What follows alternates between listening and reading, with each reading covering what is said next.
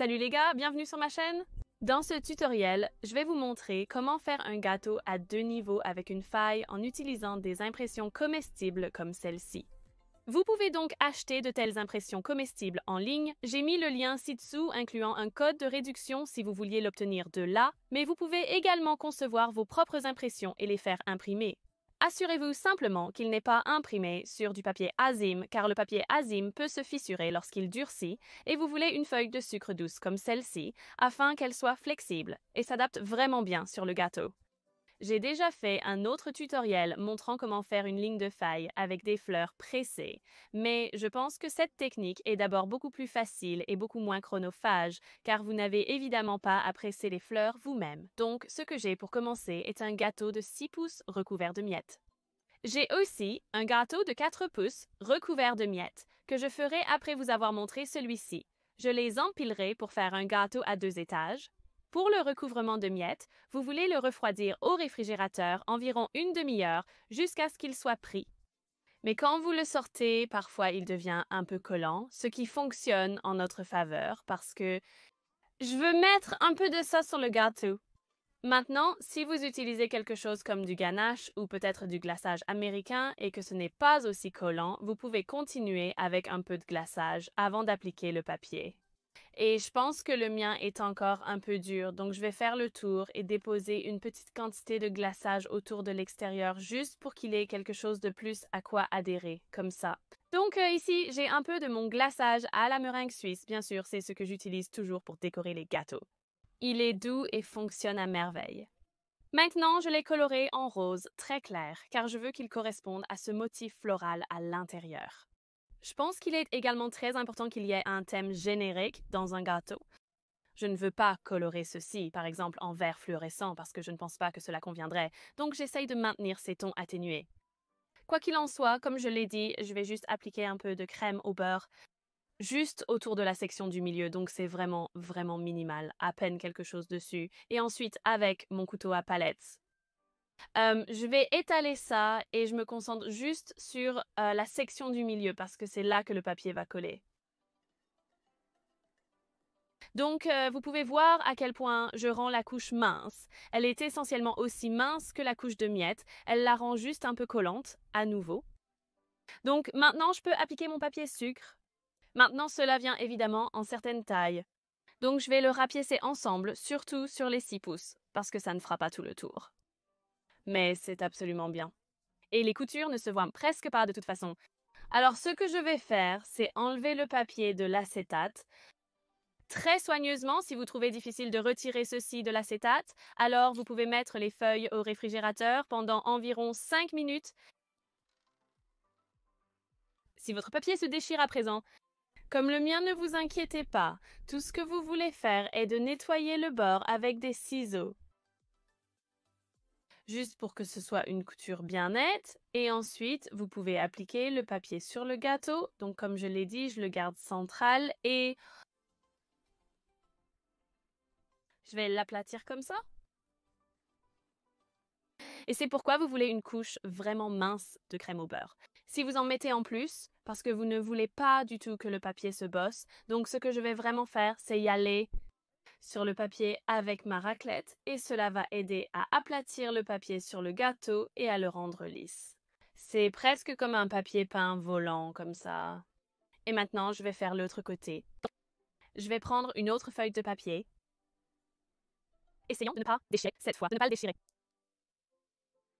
Et ensuite, je vais essayer autant que possible d'aligner le motif, mais encore une fois, la plupart des motifs ne sont pas évidents lorsqu'on les rejoint. Ensuite, je vais le faire tourner et je peux voir qu'il est sur le point de chevaucher le papier qui était déjà là, donc je vais le couper.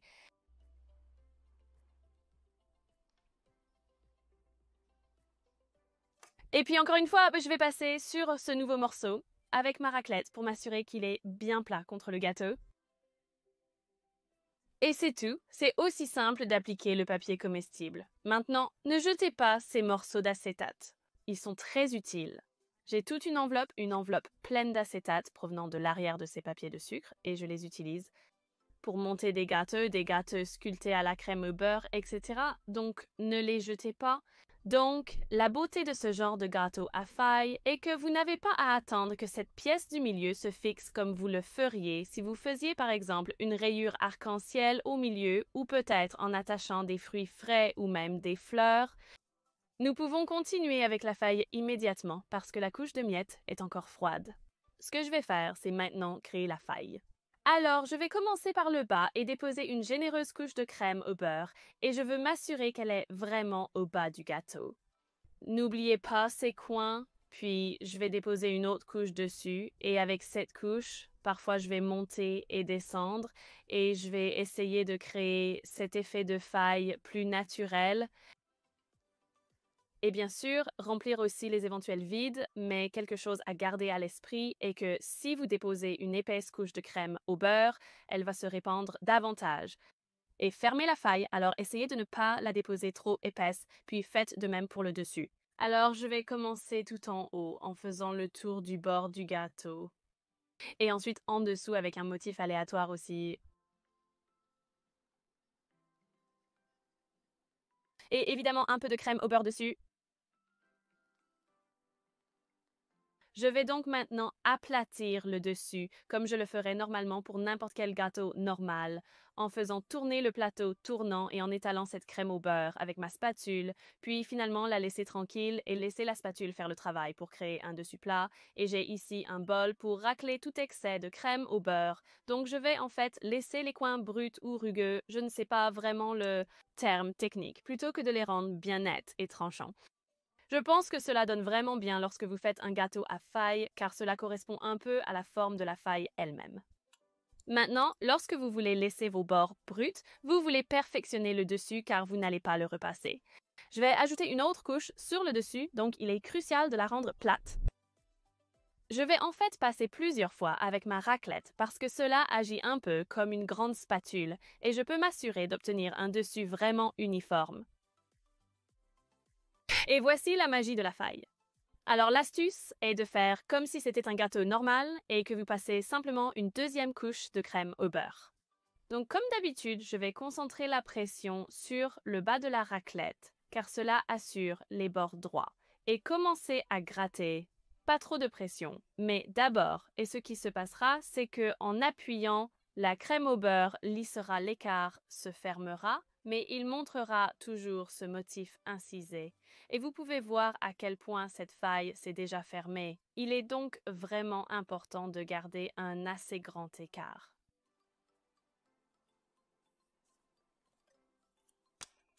Donc maintenant, c'est beau et lisse. Et comme je l'ai dit, je vais garder les bords supérieurs tels quels parce qu'ils reflètent la forme de la faille.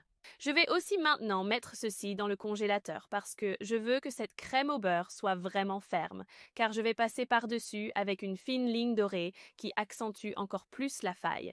Je vais aussi mettre ce deuxième étage au-dessus, donc c'est vraiment important. C'est froid avant que je fasse ça. Je vais mettre le gâteau au congélateur pendant environ 20 minutes. Je ferai de même avec le gâteau de 10 cm, 16.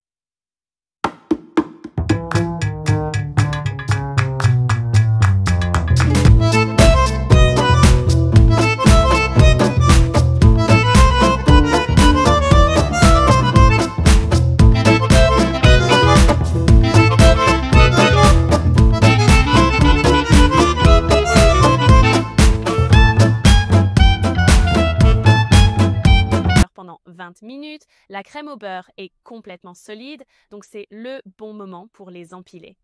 Ce que j'aurais probablement dû faire avant qu'il ne gèle était d'insérer les pailles parce que je vais ajouter le deuxième étage, mais je vais le faire maintenant. Donc j'ai 2 pailles ici et les insérer dans le gâteau et ce n'est pas si difficile, donc c'est aussi possible à faire à ce stade. Et ensuite les couper à la hauteur du gâteau parce que ce n'est qu'un 4 pouces qui va en haut, 2 pailles sont plus que suffisantes. Et ensuite, appliquer un peu de crème au beurre pour que le gâteau colle et bien sûr le 4 pouces est sur sa propre planche. Donc je vais l'enlever, retirer le ruban adhésif. C'est en fait facile à tenir car je le tiens juste par le papier, pas la crème au beurre, et je le place sur le gâteau. Donc, comme je l'ai dit avant, c'est beaucoup plus facile de faire cela quand les gâteaux sont froids et je n'ai pas non plus un si grand écart entre les deux étages. Donc, laisser un bord rugueux comme celui-ci est un peu plus délicat pour combler les lacunes entre les déchirures. Vous pouvez, si vous le souhaitez, obtenir un petit morceau d'acétate et simplement ranger le tout en bas, mais comme le mien est assez propre, je ne veux pas courir le risque de le ruiner, mais ce que je vais faire, comme je l'ai dit avant, est de peindre où se trouve la ligne de faille et sur le dessus en or pour améliorer cette forme et j'adore cet effet. Je le fais avec tous mes gâteaux de ligne de faille. Alors, ce que j'ai ici est de la poussière d'or mélangée avec de la vodka. Vous pouvez utiliser du jus de citron à la place de la vodka si vous le souhaitez. La vodka s'évapore juste un peu plus vite. Et avec un pinceau, je vais commencer par le tout haut du gâteau. Donc, je contourne juste le bord, très améliorant cette texture rugueuse. Et ensuite, je vais peindre où se trouve la ligne de faille pour délimiter très soigneusement la ligne de faille. Et peu importe si les coups de pinceau ne sont pas égaux car la ligne de faille n'est pas égale. Donc, si quoi que ce soit plus c'est irrégulier, cela améliore encore plus cette texture rugueuse. Et vous pouvez voir les effets incroyables de cela. Donc, je vais continuer à toutes les lignes de la ligne de faille, y compris le deuxième niveau inférieur.